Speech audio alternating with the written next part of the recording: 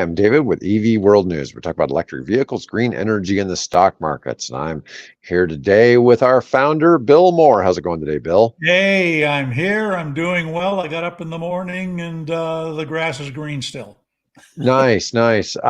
We have an action-packed show for you Yeah. guys today. We have a lot to cover. We've got e-fuels can't work in cars until they work in planes, how the VW Rivian deal was covertly kept secret Hmm. from the world, 230 lawsuits against the fossil fuel industry, how big of a difference tires can make on a Tesla Model 3's performance and safety, how North Dakota just beat Florida at something, how South Dakota just got its largest solar farm just came online, and Japan just solved their own critical minerals for making EVs issue.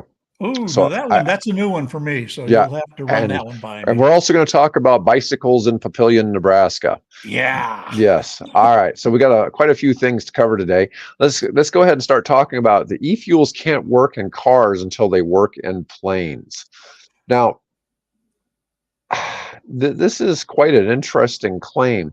So, can you tell me the premise of this? Yeah. So the premise of this is that the auto industry is looking for a way, and it's kind of focused. A lot of the research has been done by BMW, looking for a way to extend the life of an internal combustion engine post carbon, I guess, post fossil fuels, because the restrictions are getting tighter and tighter and tighter in Europe and increasingly around the world.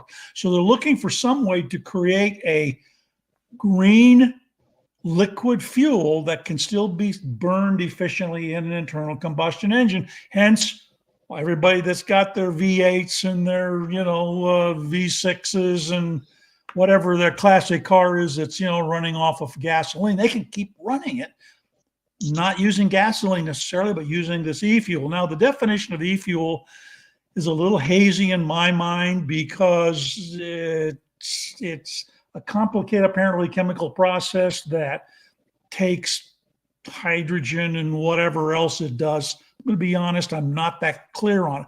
But what I do know is it's really expensive to make. And the problem is that for it to be a successful automotive substitute for gasoline, it needs to be as cheap as gasoline, and it isn't. And it probably won't be for probably a long, long time. So the case that the author of this article is making is that if it's going to be a successful fuel and it scales so that people can, the industry and investors can afford to invest in it and see some kind of eventual return, it needs to be used in applications where there is no logical, effective, cost-effective substitute for electric driven power. Well, So that, I look back at E85, which always seemed, the flex fuel, it yeah, always seemed like it was going to be a solution for something, but what they weren't telling you was that it got a third less gas mileage and had a third exactly, less power exactly. output. Yeah. And so by the time you actually used the extra fuel, I'm not sure you really had that big of a Yeah, environmental impact. it was 25 cents cheaper a gallon. I actually took a gasoline engine. I got a kid out of Colorado and converted it to run on E85, right? Uh-huh. Just to experiment and see what it did. And you're right.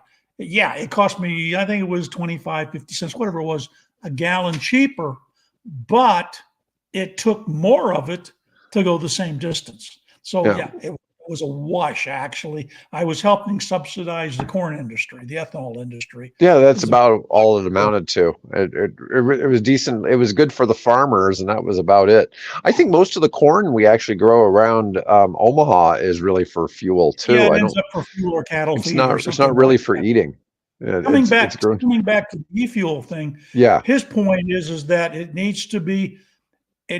can only be effective in transportation options that have no real electric alternative at this point. Shipping, aircraft, and I forget what the third one was, but those. So that's why he makes the comment. It isn't going to be any good until it gets where it can be used in airplanes. So they got to Yeah, come well, I up guess with, that makes sense because then yeah, you can have a much higher concentration of the vehicles and the fuel at one single source yeah, rather than having it spread out. 'Cause that's a big part of even getting gasoline everywhere. You have to keep transporting it by pipelines and trucks to get it to right. the Or locations so that, train or whatever's, yeah, yeah, whatever's the most effective way. So yeah, so it's a pretty in-depth article. I'd certainly, if people are interested in this topic, go take a look at it. It's on the RSS feed or stream, and he lays out a good case for if we want to go down this route, it's going to be expensive and it's going to take time. And if you drive a gas burner, you probably aren't going to see any gas stations here anytime soon with it priced competitively to a gallon of gasoline. nice. Okay. So my next topic is kind of odd because I don't think we've ever talked about South Dakota on the show before. So we're going to give South Dakota a shout out today. And it's odd because we have an article about South Dakota and North Dakota And today. we're not Eh, talking about their governor, right? No, no, we're not going to talk about Christy Nome. Anyways, so South Dakota's had their largest solar farm come online. And so this is in Pennington County, which I'm not exactly sure where that is in South Dakota, but it's a 128 megawatt solar farm in the Southwest Power Pool, which manages the central US's Oh, electric grid that's and us. wholesale power Yeah, market. that's us. Great. 104 out of that 114 megawatt power purchase agreement with Utility Basin Electric Power Cooperative. Yeah. It's expected to provide almost 30 million in direct economic impact, including 12 million in new tax revenue over the first 20 years of operations. It's enough electricity to power about 37,000 homes each year, and they'll avoid 190,000 metric tons of carbon dioxide emissions annually, the equivalent of removing about 42,000 cars from the road. That's that's obviously in the scale of solar farms. We're talking to something much different than when we talked about the ginormous one in India, right? Oh yeah, But yeah, but yeah. still, It has a ways to go before it reaches that yeah, scale. yeah, but still, it's just The it's a big interesting deal thing, to see a state like South Dakota, which is a cold state, which for at least a month of the year hardly doesn't have a great deal of sunlight. yeah. So The interesting thing about the Basin Utility Group, if my memory serves me, and believe, look, I'm old and I'm not remembering quite as well as I used to. But if I remember correctly, the Basin guys, which is located, I think, along the central stretch of the Missouri River, they were, I think, one of the first utilities to experiment with wind to hydrogen. So oh they had a wind turbine. It was an experimental thing, but they were I think they were probably pulling water from the Missouri, maybe, and using their excess, wind capacity and using that to generate electricity on an experimental basis. And this had to be 15 years ago or so that was yeah, being so done. in 2022, wind provided 55% of all of South Dakota's in-state electrical generation. Yeah, I And believe it. they were the second highest state after Iowa. And I hear people say, well, what are you going to do when the wind isn't blowing? It's like, you obviously haven't been to Iowa or North or South Dakota. There's a reason those trees lean this way as you're Yeah, driving along the interstate. yeah, it's always windy, you know. It is just naturally. I used to tell people all the time when I moved here from Tennessee, from Memphis, the temperature here is about the same as Memphis, but Memphis has humidity. And no matter what you do, if you step outside your house, you're going to start sweating. You're going to feel the moisture Right. all over your body. Here, we don't have the humidity. We have wind. And so it's cooling effect. Yeah, exactly. Yeah. So you Now, can sweat all you want, but it'll help. Yeah. In if fact, you're I could point my camera out my window here and show you my apple tree that has just progressively, as it's grown, keeps leaning this way, and it's oh about that angle right now because of wow, that wind coming out of the north. yeah. So, yeah.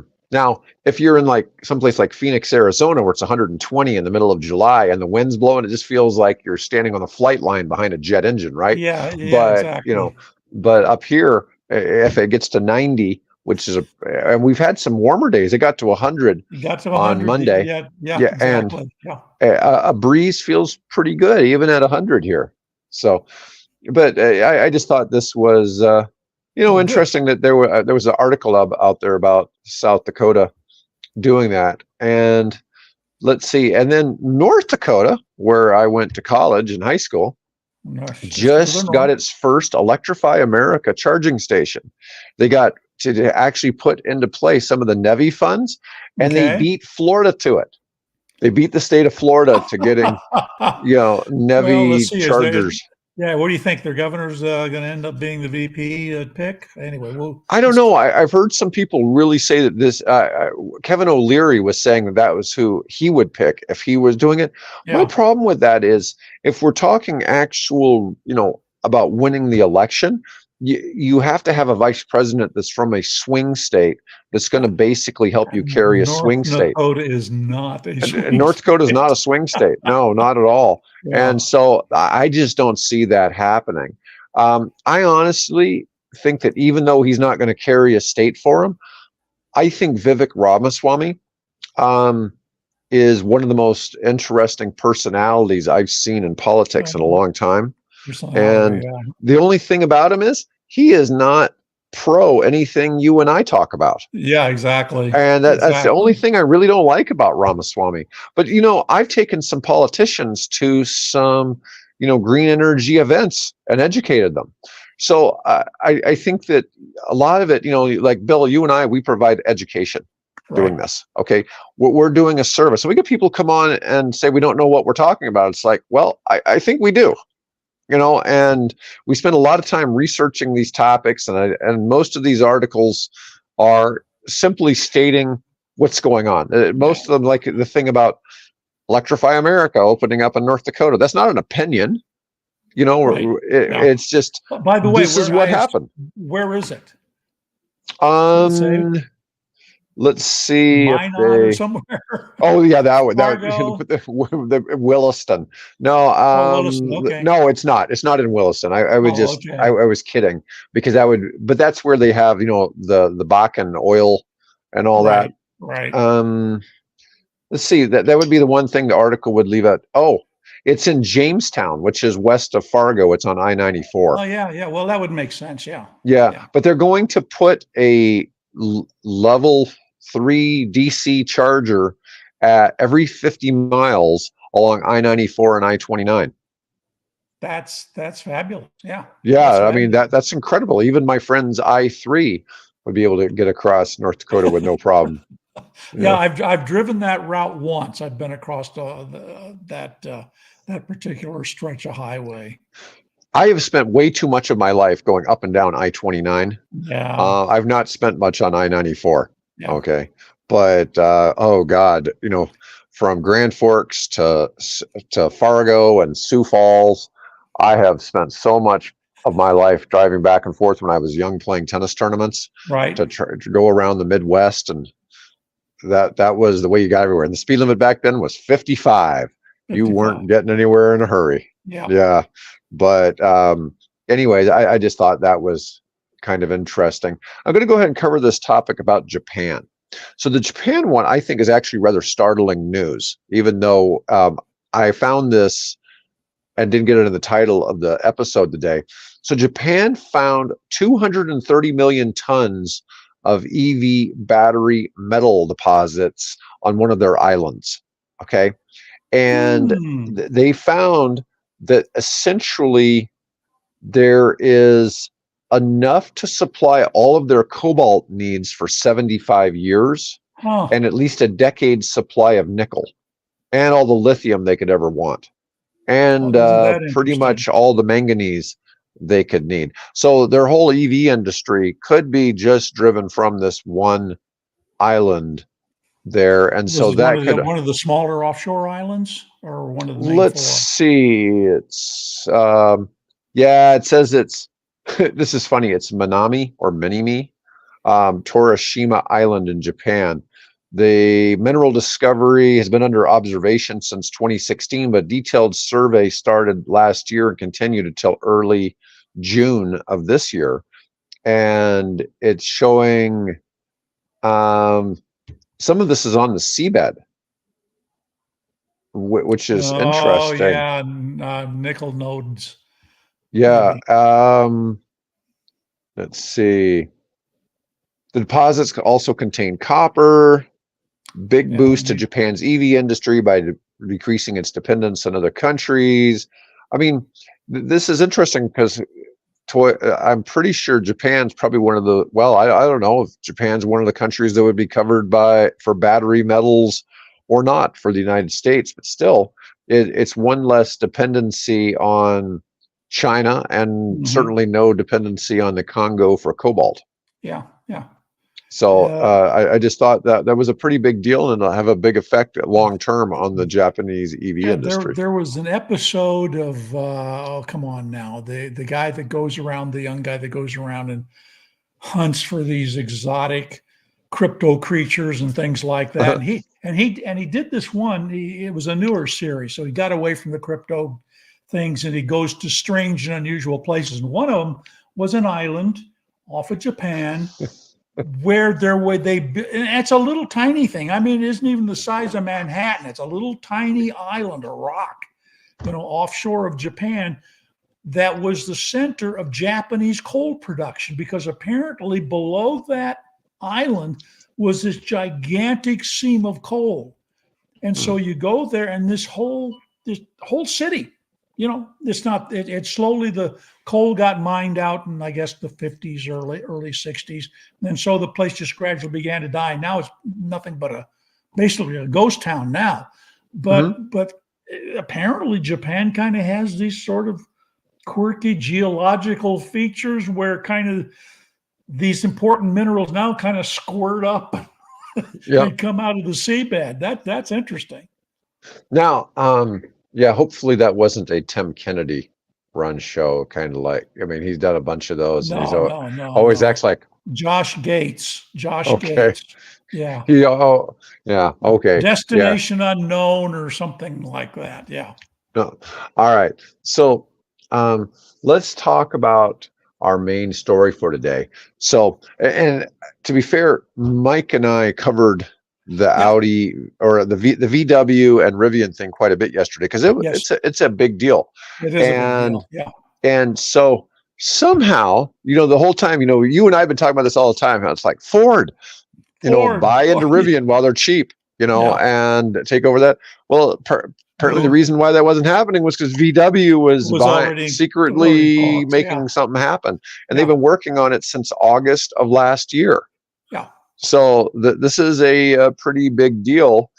And anyways, a few camouflaged Audis arrived secretly from Germany early this year at a facility of electric vehicle maker Rivian, where some 30 engineers stripped the electronics and fitted them with Rivian's harnesses and modules. Right. Intense testing followed, and then Rivian software controlling every function would work in the German cars. And let's see, they wanted to see if VW could benefit from Rivian's advanced tech. Let's see. 2 people close to the deal verified to Reuters. A third confirmed that some Audis were shipped to California. The result, Europe's biggest car maker said it would pump as much as $5 billion into Rivian as the two automakers agreed on a technology joint venture. Yeah, $1 trillion. $1 billion was the first tranche, and then that could be followed by another $4 billion over, whatever the terms that they've set up for the project. Yeah, that's exciting. Yeah, CEO RJ Scaringe said it's a real major accomplishment that we kept this secret. No kidding. It came as a surprise of everybody. And I looked one day at my stock as, holy crap, how did that go up so fast?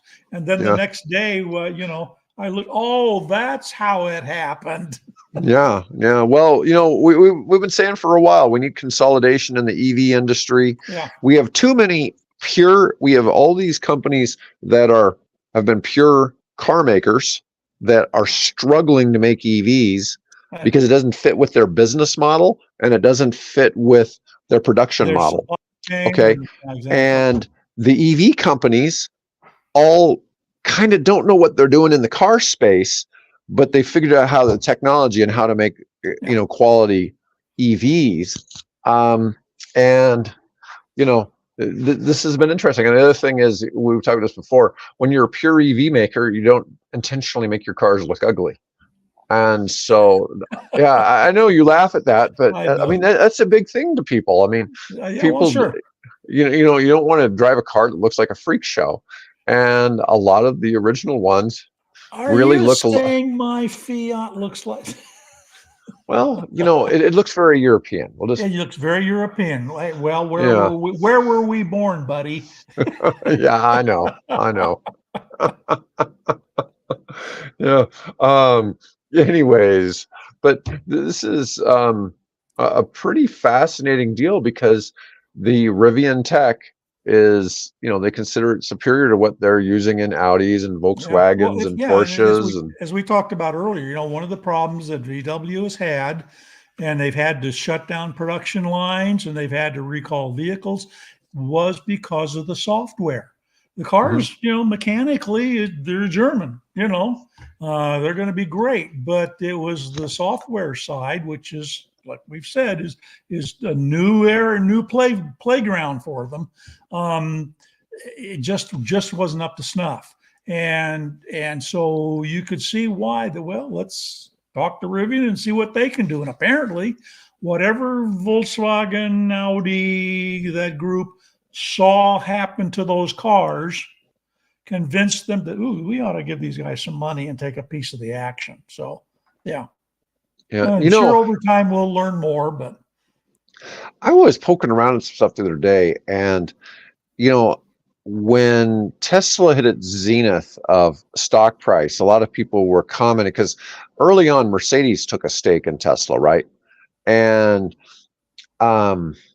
it would have made sense for Musk to buy the Mercedes brand, and they didn't do it. I mean, there was people that were saying that Musk should buy Mercedes because there was worth 10 times as much as the German automaker, and it would kind of make sense to a certain degree that then they get the benefit of the luxury cars with mixed with right. What Tesla is doing. And on the flip side, we talk about all this stuff with consolidation in the US EV space, but this isn't exactly in the US EV space. I mean, Volkswagen makes a lot of cars in the United States, but they are a European automaker. But we look at the consolidation of the 100 EV makers in China, and there's going to be a lot of it. Well, one of the Chinese companies that owns 10% of Mercedes. Well, the interesting thing is that BYD very early on did a deal with Mercedes and created a whole new car line with them. So as part of a joint venture. So and this was probably going on right around the time that Musk may have been thinking about, doing some kind of something or another with China. And so that probably said, well, I can't really partner with Mercedes Daimler at that point because, they're already doing something with BYD. So, 10 years ago, Musk didn't think that BYD would ever be a threat. And now he's like, well, I was wrong. Oh, well, yeah. And, they've really come through. I mean, nobody really thought the Chinese were going to start making quality cars. And all of a sudden that they are, I think everybody's in the auto industry is kind of in shock. It's like, we didn't see this coming. Yeah. And nobody expected them to start producing. They are still producing a lot of crap cars too, but they're producing some quality ones as well. And that's a big change. Did you see where VinFast is planning on pumping that VF3 out worldwide at less than $10,000? I saw that. Holy crap. And as a competitor, Hyundai is actually launching their Incher, I think they call that, which is a direct competitor to the VinFast vehicle. So that'll be an interesting race to see what happens there. Yeah, there's a few cheap ones. I mean, Jeep says they're going to have a $25,000 EV Renegade in the United States next year. So that, we haven't really seen much about that, but we'll see if Stellantis really is able to come through on that. Comes through with it, yeah. Yeah. All right. So here's our next big topic: 230 lawsuits filed against the fossil fuel industry. Now, what's interesting is, for some reason, for the photo for this article, it shows a picture of somebody smoking. Weed. I have no idea why the photo editor picked image of the whole, because Maybe that's the guy writing the article. Maybe that's. It could be. I mean, I don't really know what it's an the oil purpose. company executives worrying. Maybe that's what it's supposed to be. I haven't quite figured out what's going on there. Part of my job is act as a photo editor for the things that we put on the EV World website, and I would never, in my wildest imagination, figure out why would I pick a guy smoking a doobie, to highlight this particular story. I see what the deal is. They're saying many of these seeking to hold governments and companies accountable for climate action. The number of cases expanded less rapidly last year than previously, which may suggest a consolidation and concentration of strategic litigation efforts in areas anticipated to have high impact. This was true of the tobacco lawsuits, which cost the industry $206 billion over 25 years. Yeah, but that's not a Camel cigarette. Yeah, I don't know. There's been 230 lawsuits. Yeah, I had which is why I featured it, because I had no idea. The latest is you've got the state of Vermont and you have the state of New York developing or threatening lawsuits against the oil majors to hold them accountable for the damage, climate change damage. So those are two states that most recently have action. I suspect probably California and some others are in there too. But I had no idea. 230 cases globally since 2015 filed against the oil industry for their polluting the planet. Well, a lot of these are government lawsuits. Yeah. And they cite the damage caused, but also that these organizations knew years ago of the risks of their actions on the climate. The problem is almost all governments subsidize fossil fuels to some degree. To some degree, to the tune of trillions of dollars every year. Yeah, so I don't get some of that if it's governments filing the lawsuits. I mean, I get the need to reduce fossil fuel consumption and things like that, but so many countries depend on this, and then you also have the double-edged sword of, well, the government's supporting it. If we sue them, isn't the government kind of maybe footing the bill for the lawsuit too? Yeah, I mean, that makes no sense. Well, it's you've got the contention that the current White House administration is fighting and trying to strangle the oil industry, while meanwhile they've just signed a brand new set of offshore leases are opening up new ground, and there's more oil being produced now than there was in the previous administration. So, it's what are we doing? Do we want to control climate change and take it seriously, or do we want to make sure that oil industry investors are happy? Yeah, I don't know. It just seems a little. Some of it seems a little silly to be suing the oil companies. Most of the stuff needs to be things that get changed in either legislation to either increase taxation on the use of fossil fuels. Yeah, or aren't we? Isn't Nebraska, I think, just raised the local tax, the excise tax on gasoline? I'm not sure. Yeah, I think they did. It's kind of funny. It's not like we have a shortage of tax. So Nebraska is kind of a high tax state. We have high property taxes. Mm-hmm. We have a sales tax. We don't sales tax groceries, which is kind of nice. Our sales tax is only generally about 6% versus 9% and a lot or higher in some places. Other states, yeah. But we have a state income tax and we have the high property taxes. But one thing here, unless you live in Douglas County, which is Omaha, it does kind of seem like the property tax money gets spent well in Sarpy County, because Sarpy County is really well maintained. Yeah. So can't say the same thing about Douglas County, but you know, who Which is knows? Maybe why they I just think they just annexed a new part of Northwest Omaha that apparently I forget what the deal is, but there's some industry up there that they're going to be able to take and get some tax. tax revenue out of. Yeah. Yeah. Well, you'd think they would have tried to have grabbed Millard or Elkhorn or Well, they have. Bennington or Yeah, they have. Elkhorn's been annexed. Oh yeah, that's been for a yeah. while. So Yeah, well, that's a big part of it, big part of getting the revenue in. All right, so my last, well, let's go ahead and let's talk about Papillion well, bicycles. since we're talking about Nebraska, and all of you can Yeah, ring off now because I've okay, got one so more story, but let's just okay, do this so first. this is just a real quick one.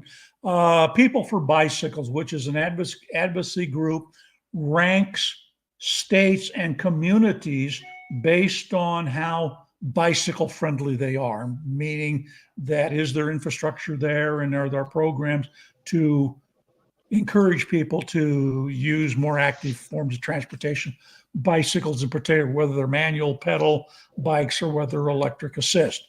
And so they ranked those. And the latest rankings came out. And of course, I had to say, well, where's Nebraska fall? Right. We're obviously nowhere near, the class of Davis, California, or, wherever you want to pick where they really got some strong bicycling programs. But that being said, our little community here where Dave and I both live is called Papillion, Nebraska. It's often been ranked by Money Magazine as one of the top 5 small towns in America to live and that kind of stuff. So it turns out that it ranks number 2, now population 24,000 people. It ranks number 2 in terms of its bicycle infrastructure and programs to encourage people to cycle. And as Dave and I will both testify, we see people riding bicycles pretty frequently. We've got a really nice trail system and things like that. The interesting thing, however, who's number 1? Well, maybe Lincoln or, the university in the capital area, which is number 3. Number 4 is Omaha. Number 1 is Murdoch, Nebraska, wherever the hell that is. Population 200 and something like 94 or something like that. Murdoch, a little tiny farm community who apparently have really gotten their population excited about cycling. and of course, what a perfect environment. You don't have big interstates and you maybe have one main road, highway running through it, and the rest are small little side streets and things. If you want to run down to the, the gas station for, a pizza or wherever. Well, I'll tell you something, Bill. Murdoch's down in Cass County, so it's only one county below us. Oh, one county below. All right, good. Well, it's down, but it's further south of Louisville. Louisville. Okay, next Or down Louisville. south. Yeah, so you go down to all the way down to Manly and then go west to Murdoch. Yeah, Okay. it's a good little haul from where we live, but Right. it's probably Got to go about down 40% of the distance of driving to Lincoln. Yeah. So it's not really that far away. It's probably a 30-minute drive. We should go down there and do a interview with the city manager or I don't know if they have a mayor or whatever they've done. They're doing it right. There's probably 20 people who ride bikes in that town, and so they're saying 10% of our population is out riding bikes. Exactly. Yeah. Yeah. I'm sure it looks just like Denmark. It looks like Copenhagen. People riding around on their bicycles. Riding bikes all the time. Absolutely. Yeah. Well. Yeah. Anyways, that one we weren't really sure when I looked it up and said it was in Cass County. I'm like, what? It's down by Plattsmouth. That's just south of us here. So we're sorry when we get on these little discussions about Nebraska, folks, because it's just so funny because Omaha is not a bit. It's a town of about 800,000 people. It's not like living in Chicago or LA or something like that. We're in a medium-sized city, and Papillion is a suburb that's really highly regarded, but we're not the rich suburb. That's the funny thing is we're not the rich suburb of Omaha, like Gretna. And Do you consider anyway, Gretna the rich suburb? I never thought of it I that would way. think. Huh. Okay. Uh, That's just straight west of us West, here, yeah. folks. So I yeah, don't know. I would imagine the home prices on average are a little higher there, and we have pretty high home prices here. yeah. So we're And probably, there's and between the two, there is a heck of a lot of development taking place oh between those yeah, two towns. yeah. Yeah. But anyways, we'll go on to the other topics so Okay, let's get on the other our thing. Yeah. listeners don't fall asleep. So my last topic is how big of a difference tires can make on a Tesla Model 3. Now, this article came from Electric, and I found this kind of interesting because it has an article about what allows you to stop the fastest versus what has the most efficiency for mileage. And Okay. so this here shows the results of what you could get for of efficiency on the tires. This was on a 100-mile loop, and it talked about, and it says this was number one, but these numbers seem backwards to me. So it says it gets 263 watt hours per mile on the Hancooks. And down here, number 9, it says Michelin Pilot Sports All Season gets 292 watt hours per mile, which to me that seemed like it was better, Hmm. right? Wouldn't it make sense to get more watt hours per mile? I don't know what would be One would the, think. Yeah. yeah, or maybe, oh, it's using more watt hours per mile. Yeah, so okay, so here's the deal. So this one's using the least watt hours per mile driven. Okay. Yeah. Yeah, yeah. So anyways, yeah, my little brain wasn't quite picking it up. But we have all kinds of different one tires here from Goodyear, Continental, Yokohama, Pirelli, Bridgestone, a couple Michelins, a couple Goodyears. And then we go down to the next category, and this is how well on the track the car stopped, both dry and wet. And the Michelin Pilot Sports had the let's see, rated a 7.84 out of 10 as the highest scoring. And we go back, the Hancooks though came in 7th with a score of 7.09. So the most efficient ones were not the best At stopping. at stopping. Huh. But that being said, it doesn't seem like anything was really terribly bad in that result, All because right. generally EVs can stop pretty well, particularly if you have all-wheel drive.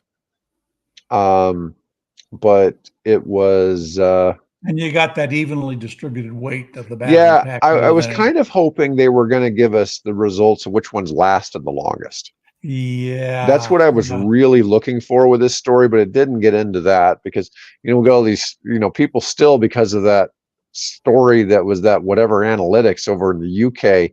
I couldn't tell you how many people try to cite that because the New York Times or New York Post or somebody cited that article and made Yeah. that just blow up. And that was the one that said that effectively everybody that drives an EV burns through all their tires all the way to the rim every 4,000 miles. 4,000 miles. Yeah. Yeah, it was the way their numbers worked out, which of course isn't happening. But it was really quite fascinating because we got enough people who are like, hey, I've changed my, I've driven my EV 300,000 miles and I'm on my 4th set of tires. Yeah. And that's not indicative of 4,000 miles. It's indicative Right. more of 60 to Exactly. Yeah. Yeah. 75,000 miles. Yeah. So, anyways, I didn't have anything else to cover today, Bill. Oh, there's all kinds of stuff to talk about over on the website. So if you want to, keep track of what's going on, I've posted in the last 24 hours, I don't know, 120 some news stories. So we only scratch the surface here, folks. So if you really want to stay up to tune and up to date with what's going on, go over to the website or subscribe to the RSS feed, which is available on demand on your own browser, and it gets updated every day. And by the way, I should point out, if I haven't pointed out before, back on June 18th, I uploaded the 75,000, what is it, 75,000? There's the word I'm looking for. 75,000th news link story to our RS stream database. I challenge anybody. And those are not done robotically. That's all me sitting there reading the stories or scanning the stories and putting them in the database manually. Yeah, it's amazing. It's absolutely amazing. So I challenge anybody out there to match that record. Yeah. So if you're looking for news and you want to be up to date, that's the place to go to it. So thank you Yeah. for the opportunity to pitch. Yeah. If you're watching this, you're probably already subscribed, but if you don't mind liking the video and if you get a chance to share it somewhere, then that really helps out with the algorithms. Anyways, I'm going to go ahead and end the stream for today, folks. Thanks for watching.